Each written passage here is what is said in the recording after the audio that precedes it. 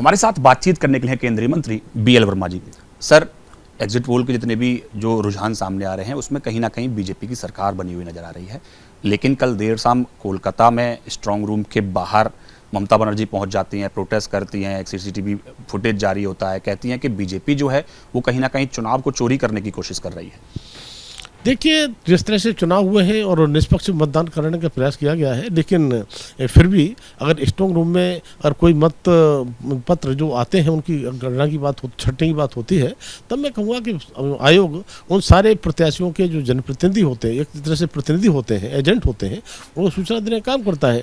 और मेल भी mail ID पर जाता है तो सबके लिए गया है, लेकिन फिर भी अगर वहाँ पर जितने लोग जाते हैं उनके द्वारा काम शुरू कर दिया जाता है। और मुझे लगता है कि कोई अगर सब नहीं जाते हैं तो ऐसा नहीं है काम रुका रहेगा।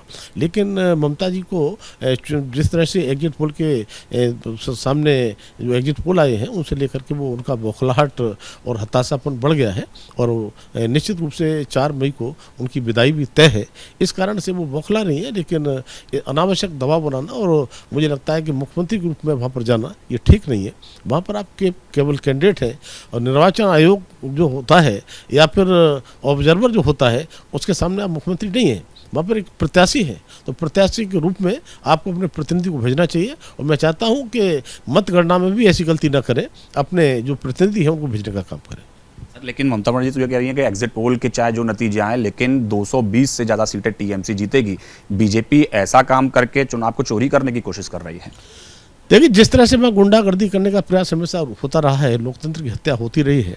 जिस तरह से टीएमसी गुंडों ने पिछले चुनाव में जो गदर किया है, कैप्चरिंग किया है, इस बार सेंट्रल फोर्सेस ने और चुनाव आयोग ने रोकने का प्रयास किया है।